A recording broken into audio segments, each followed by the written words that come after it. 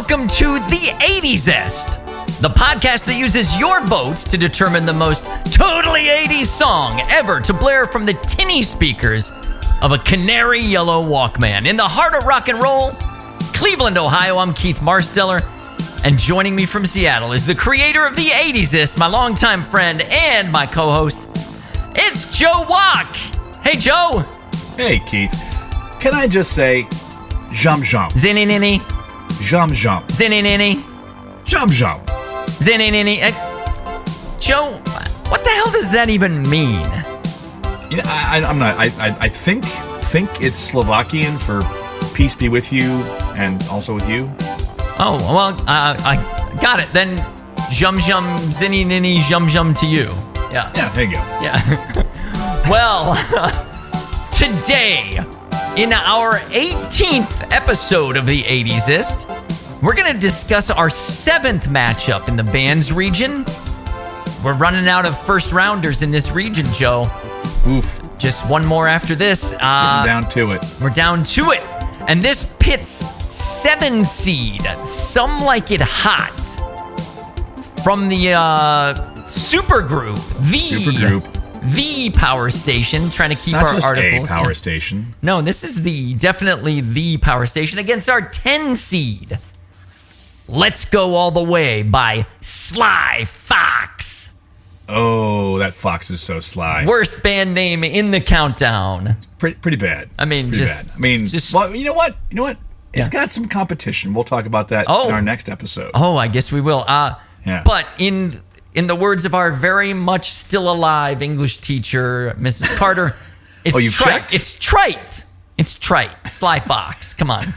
Do better. So, I'm sorry. Do we have confirmation that Janet Carter / Morgado hyphen Morgado? Yeah. Is still alive and kicking? No, but I don't. What I don't have is confirmation that she has passed. So in my heart, she goes on. So she is Schrodinger's English teacher. Schrodinger's teacher, yes, that she's inside a box, and until we open the box, she is simultaneously alive and dead. You understand that if she's in a box for this long, clearly she would not make it. Yeah, no. It's a thought experiment. Anyway.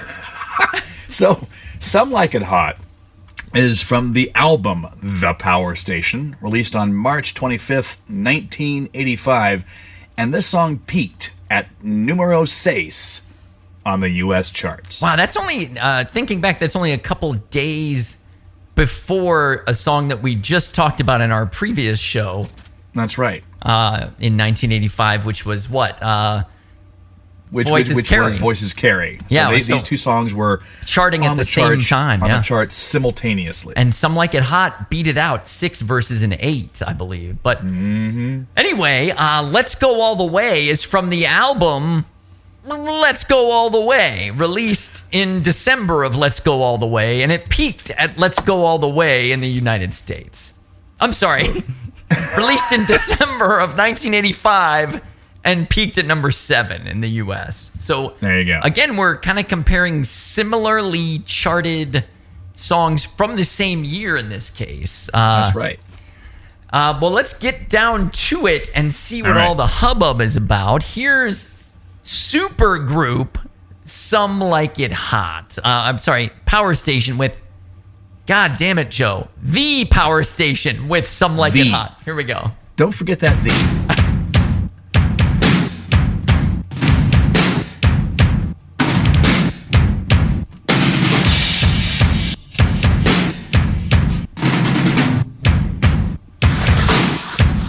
Wow.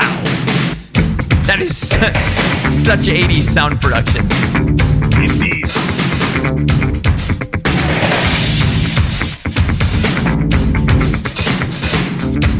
They like their intros. We want to multiply. Are you gonna do it? I know you qualify. Are you gonna do it? Don't be so circumscribed. Are you gonna do it? Just get yourself untied. Are you gonna do it?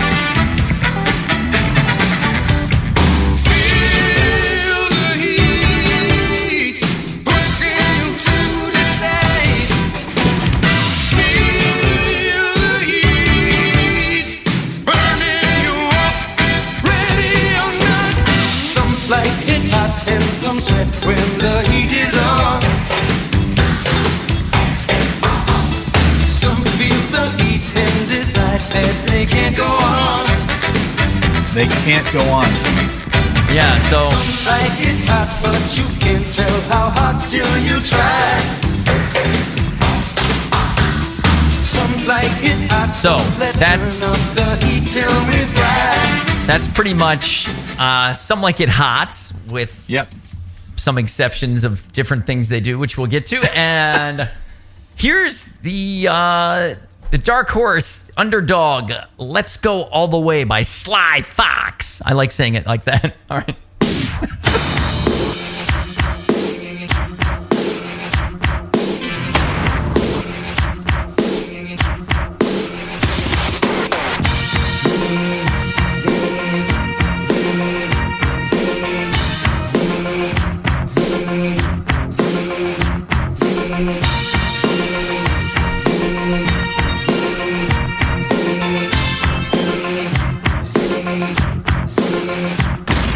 Sitting with the thinker, trying to work it out. Such a jam of the brain makes you want to scream and shout. Presidential party, no one wants to dance. Looking for a new star to put you in a trance. Let's go all the way. Let's go all the way. Yeah, yeah, yeah, yeah, yeah. Let's go all the way. All right. So Let's Go All the Way. Nice shimmering synth there right in over that first chorus. That was nice. That song provides a lot of jam and a lot of zinny-ninny. That's true. It really does. And we'll talk about exactly that when we get to that song. But first, Joe, do you like these songs? Let's start with Some Like It Hot. Oh, Keith, I don't like this song. You do not like Some Like It Hot. Are you able to explain what you dislike about it? Just doesn't hit you right? Is it too excessive? It doesn't hit me right. I'm not sure. It's.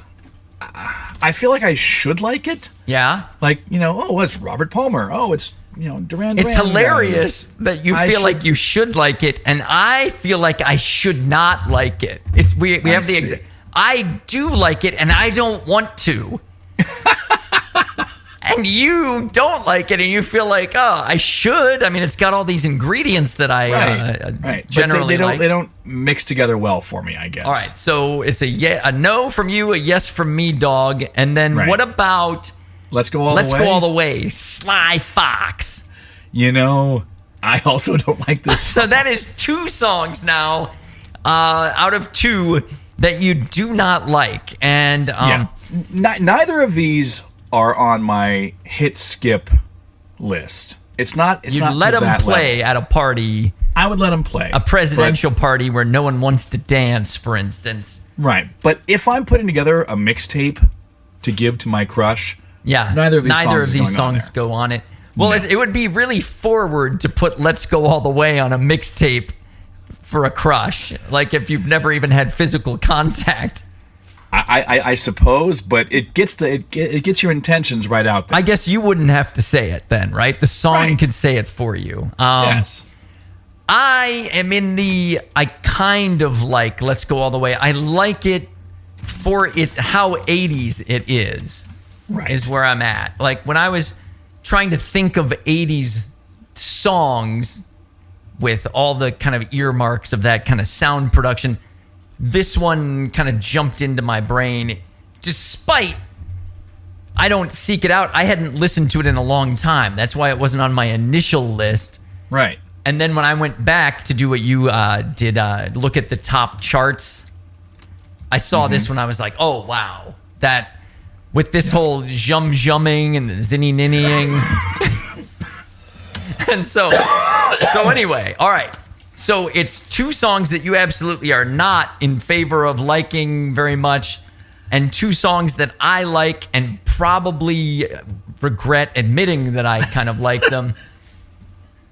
But again, look, I don't you're seek not either going of them out. around in a the Power Station T-shirt. No, that's true. I am not. Although I have, if she's listening, I'm sure my friend Jennifer, who's a Duran Duran person for life, probably had a Power Station, the Power Station T-shirt. Yeah.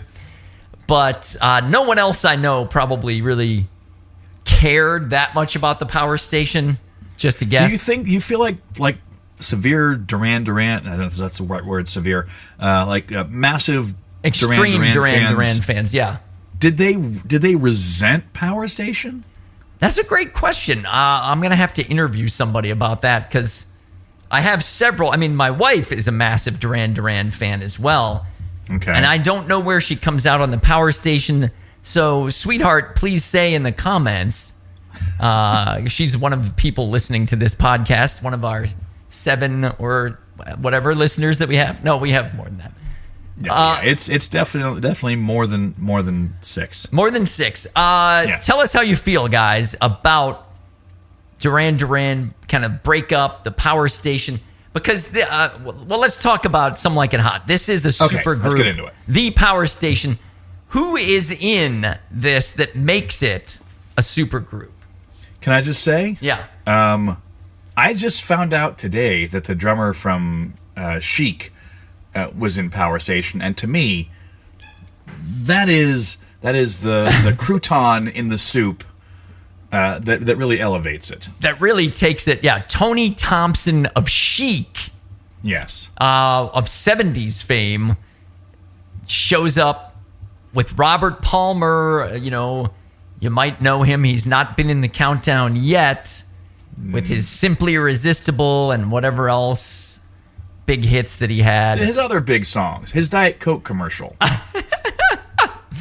And then 2/5, 40% of Duran Duran formed the Power Station. Durat. That much. Yeah, just that much.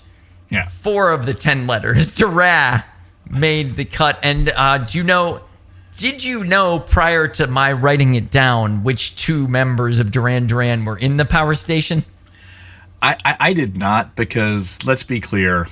I mean, I like Duran Duran, but I was definitely not a fan. Not extreme. Yeah. Okay. No. So it turns out it's John Taylor, the bass player, and Andy Taylor, the guitarist, who made the jump from Duran Duran to the Power Station. There were 3, I don't know if you know this, there were 3 guys with the surname Taylor in Duran Duran, none of them related.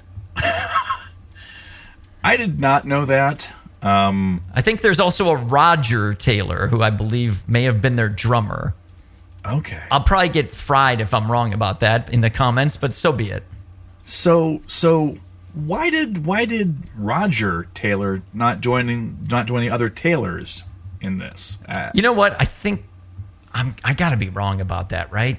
I don't remember the Duran Duran name. Roger Taylor is a drummer for somebody.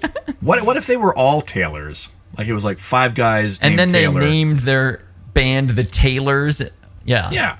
Yeah. That'd be great. That really would. Let's just imagine that for a minute. All right, I couldn't let it go. Hey, there is a Roger Taylor in there. What do you know? Nice. And Good he job. is the drummer. Okay. Yay, look at you, all knowledgeable. I thought for sure I had to be wrong. And because I think Roger Taylor is the name of the drummer in Queen. I don't think it's the same person either. What are the odds? Anyway. All right, so let's talk about this song, this super group. Yeah. And they've got Duran Duran's sound, at least with the bass and the guitar. You got Robert Palmer on vocals, Which is pretty distinctive, I think. He had a very unique sound to me. Oh, for sure. Yeah. Like, I'm trying to even think of, other than Simply Irresistible. I know he had several. Addicted to Love, that's the big one, right? Yeah. And, like, if you go to his voice, after a 45-second intro. It's pretty lengthy.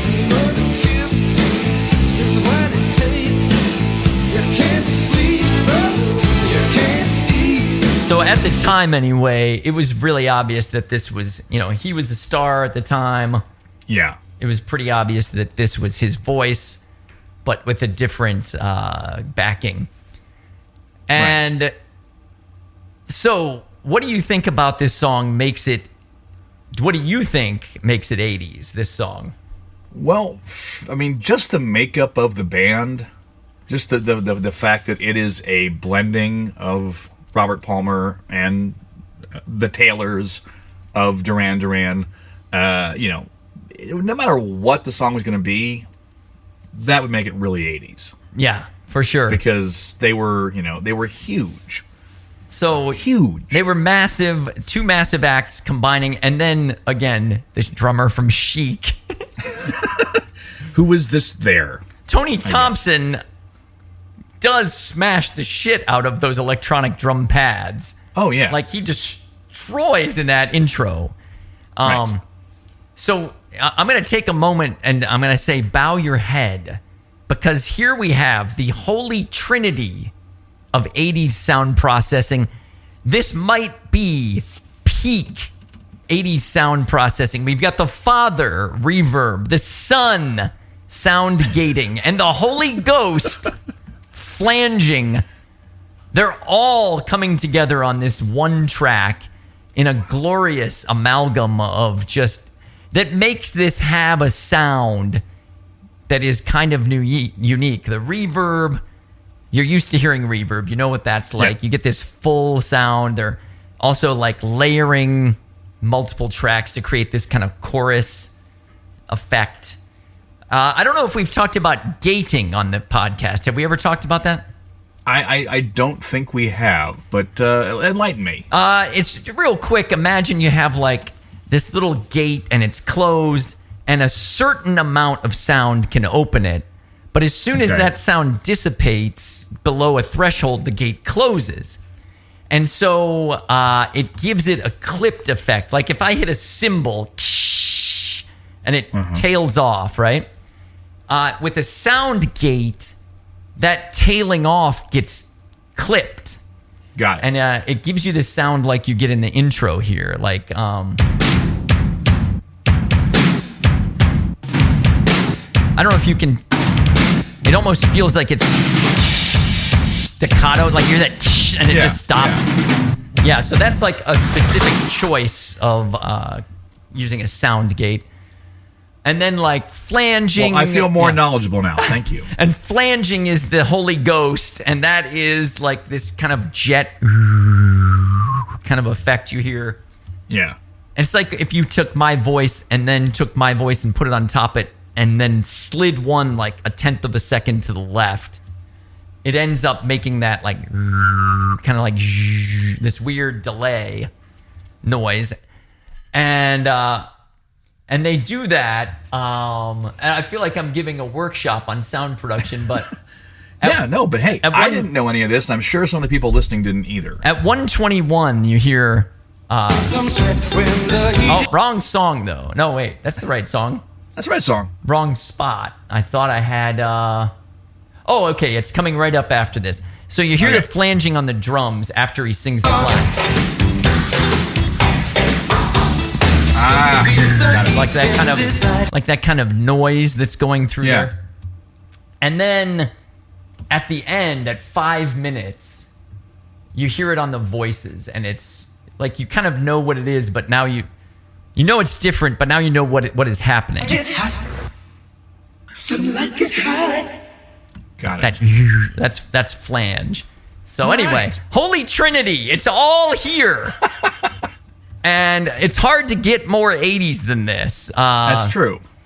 And for me, go ahead. One thing that's really 80s, and we haven't really talked a lot, I guess, tried a little bit here and there, about 80s guitar sounds. Oh, yeah. And for me, at 320, the guitar that comes in here is just really, really 80s. Let me drop it. Yeah, here we go. Oh, yeah.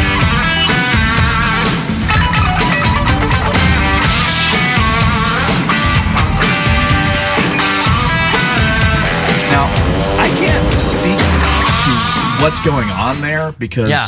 I'm fully ignorant. But there is some kind of processing, like probably a pedal or an effects box that thing is running through, Right. that gives it that Andy Taylor kind of signature sound Exactly. that you either heard in Duran Duran, or in my case, if you watch the Olympic gymnastics movie, American Anthem. Joe, did you ever watch that movie?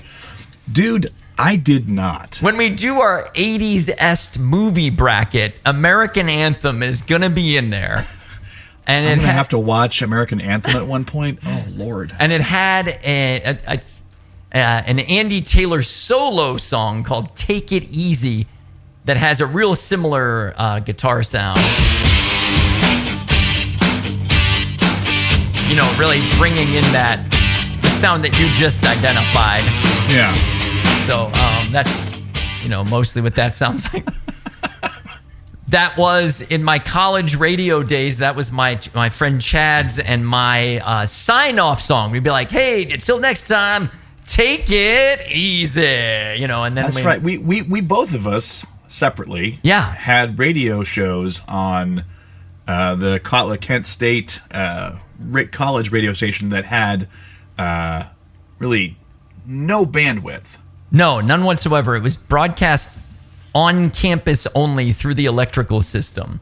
Right. WKSR, 7:30 a.m. in Kent. Even though you could not get it on an AM radio, even in a car sitting outside the station, you can only get it if you plugged your radio into campus electricity, which was a weird... Yeah, it was pretty much exclusively heard on dorm TVs. Yeah. In the lounge. Yes. By people who were sitting around with nothing better to do. That's true. Late at night, other people were coming home from having gone out. Yep. And they would hear Chad and me say, all right, until next time, here comes Joe and Chris with irreverent tendencies. Till next time, you guys, take it easy. Wow. Yeah. I didn't even remember the name of our show. Thank you for yes, well, we used to always mangle it on purpose and say, like, irrelevant testicles or whatever. Anyway, that's a nice walk down I don't know. memory lane. I did not take my show terribly seriously. After a while, we kind of got bored, and we would just throw on a whole side of the White Album and go downstairs in the building and get high. Yeah, that's fair. I mean, with the half dozen listeners you probably had and that we probably had, they probably enjoyed the White Album. I suppose. Yeah. Oh, man. Good times. So anyway, let's digress. And the one other thing I had to say about Some Like It Hot is I listened to it a few times for the show to get all my notes on this incredible sound, the effects that they're running on this. And then I heard this weird sound that sounds like Robert Palmer, like somebody shoved a microphone stand up his ass during, there's just this little whoop, like this weird noise that's only at one spot. It's never repeated. Okay. And I isolated it, and hopefully you can hear what I'm talking about here. All right, let's hear it. Okay. Oh, okay. Enhance.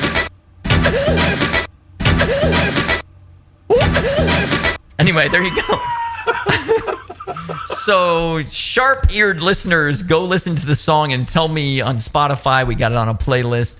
Tell me if you can figure out the timestamp for this, and you will win a prize. I don't know what it'll be, but damn it, if somebody goes to the trouble of doing that, I'll send them some kind of 80s-related prize, I guess. So, a friendship bracelet? Maybe a friendship bracelet. Yeah. Go. That says Some Like It Hot on it. Now, let's go all the way. All right, let's discuss Sly Fox. So first of all, in our intro, we did the whole jum. Yeah.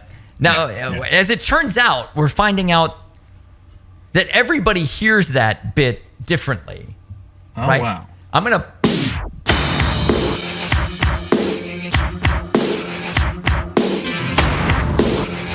Right? And so, for me, I used to hear Jum Jum Zitty Zitty But you were hearing something else, right? I was hearing originally I was hearing Jacques Nini Nini. Right. Yeah. And we've already had people, because of the region preview, Yeah.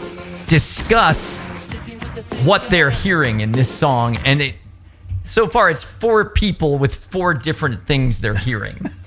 So you and I Right. compromised for the intro to go Yes. Jum Jum Jum Jum Zinny Ninny, which I think is, now that we kind of have sat down and looked at it like scholars, Zinny Ninny sounds better than Zitty Zitty. It sounds closer to what it's happening, but Yeah. Well, I mean, you know, it's not a song about pasta. no, not really.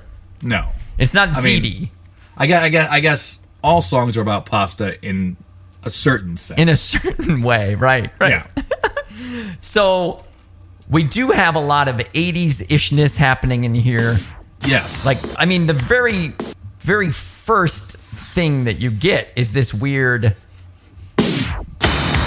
like that, pew, you know? Yeah. It's like, hi, the 80s is here if you need me. I'm Knock knock. Who's there? The 80s. 80s who? Zinny Ninny. Zinny Ninny. Anyway. Yes, exactly. Yeah, no, the opening is throughout the song. There's a lot of echoiness. Oh, for sure, yeah. There's a lot of synth. It's synthy as hell. It is. There's this weird thing at 3:04. I'll give a couple seconds to lead up to the wee aw. In Disneyland. Let's go all the way. So, like, that's a thing that happened. The line No, in the 80s, we went down slides. a lot. wee aw. The line that preceded that lyrically was the Hollywood squares are living in Disneyland.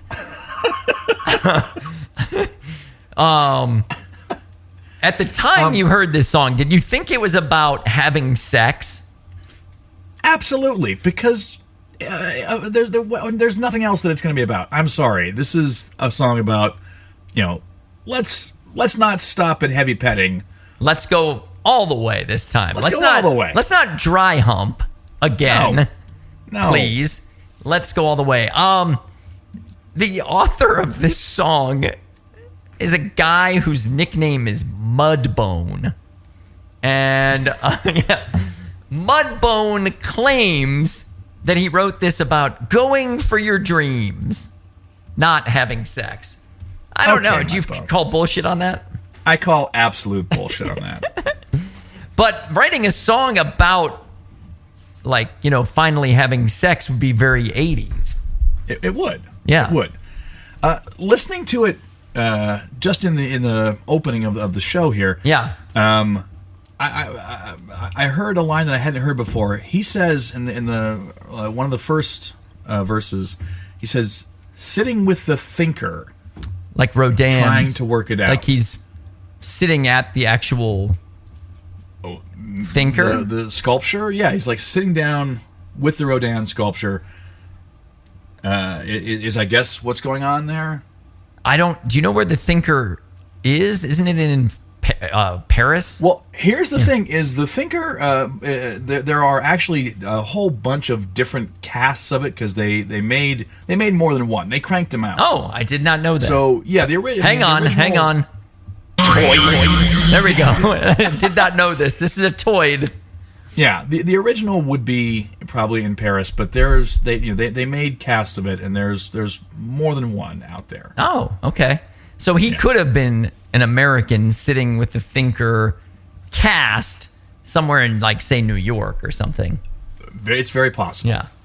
But yeah, he is sitting with the thinker trying to work it out. It really does. And I knew that lyric from way back, and I kept, you know, it evokes that I'm putting my hand on my chin for those who can't see Exactly. it. Yeah, they also have a reference that you pointed out. Yeah, no, there's a Beatles reference in here. Right. At about 143. All right, let me pull this up. Working in a factory 8 days a week. Oh, 8 days a week. That's not a coincidence, is it? Yeah. I mean, it would be weird if it was. Like, wait, the Beatles also sang 8 Days of... What? Oh, wow. Yeah, no. So they've got that going for them, which is nice. They're Beatles fans, probably. I mean, of course. So they're also a gigantic one-hit wonder. Yes. Unlike the Power Station, who had a few big songs, and then the members would leave the Power Station and go back to their giant hit acts, right? Right. Like, so these guys are kind of like the David to the Power Station's Goliath. Very much. In that sense, which is underdogs are huge in the 80s, especially in cinema. Oh, yeah. So they've got that going for them, I suppose. But I don't know. When I first picked Sly Fox, I nominated Sly Fox. Did I also nominate the Power Station, or did you nominate them from... Do you remember? I do not remember. I would have to go back and look at my original list. Yeah. I know that... I know I had a Duran Duran song on there. I don't know that I had Power Station. So it's probably two of my songs against each other. When I first picked Let's Go All the Way, I envisioned it steamrolling its opponent because it's so 80s.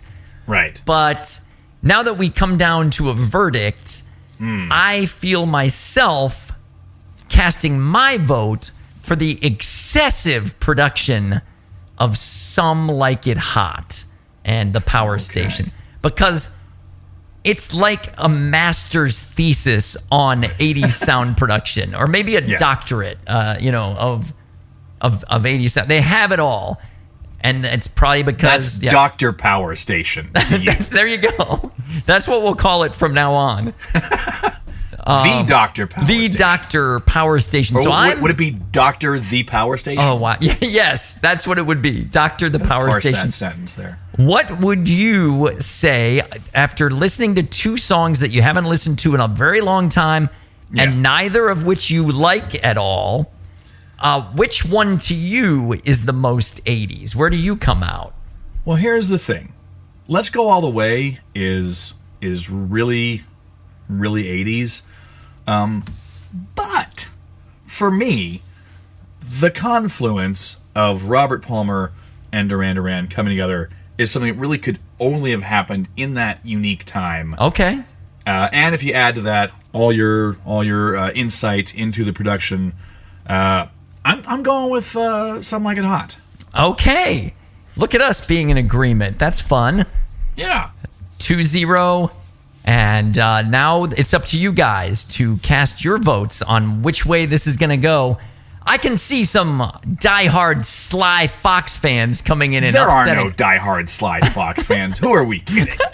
Some folks that want to go all the way and take their band Yeah. all the way to the win. Yeah. If you are that diehard Sly Fox fan, you can cast a vote by going to the 80sist.substack.com. You can also vote, if you want, on Facebook by finding us at The 80sist Podcast.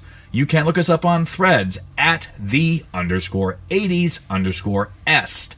Or you can email us at the80sist@gmail.com. Beautiful.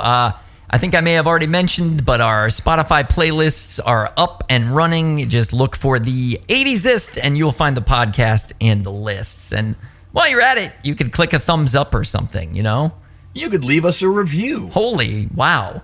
If you've got that kind of time. That's real dedication. I mean, look, if you got time to make these lengthy comments that we're getting, you could probably make a lengthy, scathing review of our podcast, too. Oh, does it have to be scathing? Well, it would be funnier. Couldn't it be effusive? Oh, I suppose if they feel effusion, they could effuse it all over our review. Yeah, that's... Ew. that came out grosser than I intended, guys. I think that's effluvia you're thinking of? That's probably what I'm thinking of. There you go. Oh, man. Well, that's going to be it for today's show. Thanks, Joe. Join us next time on the 80sist when we'll explore our final Bands Region matchup. Number 2, Melt With You versus number 15, Too Shy by Kaja Gugu. And that's... There it is. Until then... On behalf of Joe, this has been Keith saying, Quick math lesson, Arnold, from one running man to another. If something started off Sub-Zero, calling it plain zero actually raises its value, fool. This is why Killian laughs at you, bro.